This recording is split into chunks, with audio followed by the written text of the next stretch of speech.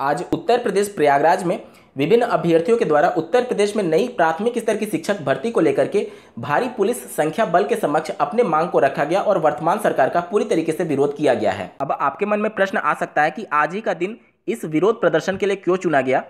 तो जैसा कि आपको ज्ञात होगा, आज दिनांक 19 मार्च 2021 है और आज ही के दिन उत्तर प्रदेश की वर्तमान सरकार के 4 वर्ष के कार्यकाल पूर्ण हो रहे हैं और उत्तर प्रदेश की सरकार के द्वारा सभी जगह ये प्रचार किया जा रहा है कि उनके द्वारा युवाओं को भारी संख्या में रोजगार दिया गया है।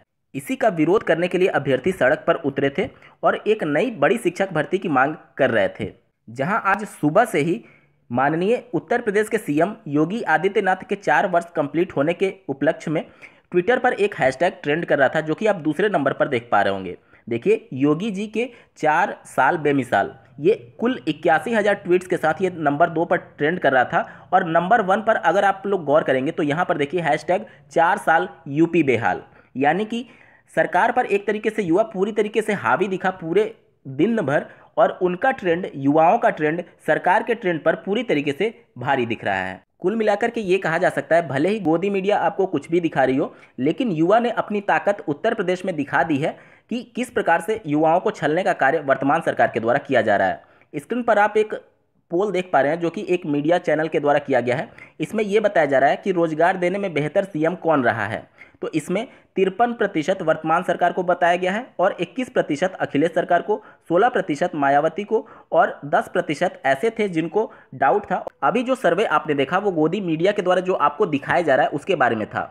अब जमीनी हकीकत पर सच्चाई क्या है, इसको आप समझिए। 2 हफ्ते पहले करियर बिट के द्वारा एक पोल किया गया था आप सभी लोगों के बीच में ही कि उत्तर प्रदेश में आप अगली सरकार किसकी देखना चाहते हैं। और इसमें अगर वोट्स की बात की जाए तो कुल 17,000 वोट हो चुके हैं और इसका आप रिजल्ट देख सकते हैं कि सिर्फ 20% लोग ही चाहते हैं उत्तर प्रदेश में फिर से बीजेपी की सरकार बने। वहीं सीएम ऑफिस के ऑफिशियल ट्विटर हैंडल से आप एक ट्वीट देख पा रहे हैं। मुझे बताते हुए प्रसन्नता होती है कि पिछले 4 वर्ष के दौरान प्रदेश में 3 लाख करोड़ से अधिक निवेश हुआ और 35 लाख से अधिक युवाओं को इससे नौकरी और रोजगार प्राप्त हुआ है। ये बात तो सही है कि वर्तमान सरकार के द्वारा रोजगार को बढ़ावा देने के लिए काफ़ी प्रयास किया जा रहा है। आज तक अभी तक कोई ऐसी सरकार नहीं आ पाई थी जो बिना नोटिफिकेशन निकाले अभ्यर्थियों को सीधे नियुक्ति पत्र दे दे और उसके बाद से एक लंबी छुट्टी पर नेपाल भी भागने के लिए कह दे। और तो और सरकार इतना बिजी है रोजगार बांटने में कि ट्रैक्टर पर भी रोजगार से संबंधित नियुक्ति पत्र या फिर सर्टिफिकेट जैसे वितरण के कार्य किए जा रहे हैं। वर्तमान सरकार के द्वारा विकास के काफ़ी कार्यों को बढ़ावा दिया गया है। स्क्रीन पर आप विकास के कुछ महत्वपूर्ण कार्यों को देख सकते हैं।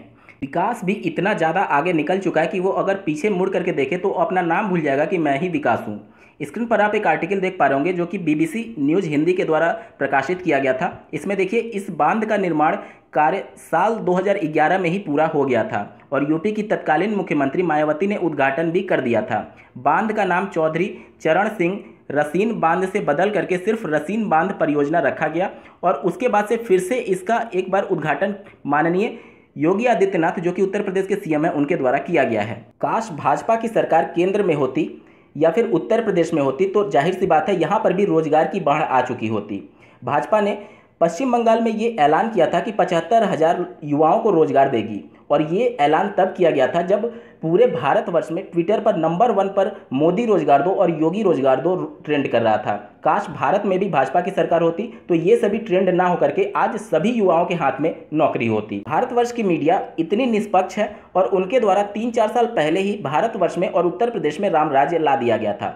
आज भारत की मीडिया को आप सुनेंगे तो आज पाकिस्तान इतना थर्राया हुआ है भारत से या फिर राम राज्य आ चुका है। आप हिंदू मुस्लिम करते रहिए, पेट में आपके अनाज हो या ना हो, लेकिन ये इंटरनेशनल मीडिया ऐसी बातें निकाल करके सामने ला देते हैं जिससे भारत की छवि खराब होती है।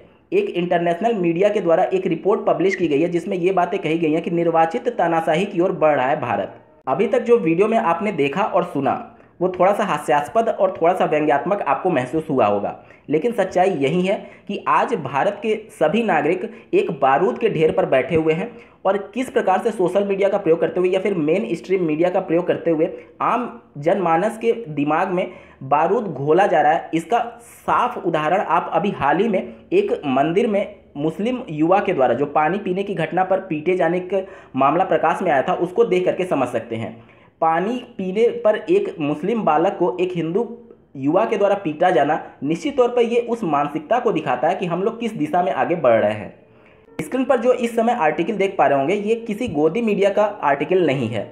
ये एक इंटरनेशनल मीडिया के द्वारा एक रिपोर्ट प्रस्तुत की गई है, जिसमें ये बातें निकल करके आ रही है कि भारत अब निर्वाचित तानाशाह की तरफ आगे बढ़ रहा है। और सिर्फ ये एक रिपोर्ट की बात नहीं है, पहले अमेरिका के फ्रीडम हाउस में भी इसी टाइप के आर्टिकल पब्लिश हुई थी, और अब स्वीडन के वेराइटीज ऑफ डेमोक्रेसी यानी वीडेम के द्वारा ये रिपोर्ट प्रस्तुत की गई है कि भारतवर्ष अब लगभग तानाशाही की तरफ बढ़ रहा है।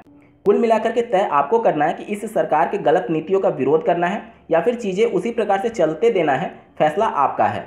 इस वीडियो को देखने के लिए आपका बहुत बहुत धन्यवाद। भगवान करे आपका दिन शुभ हो।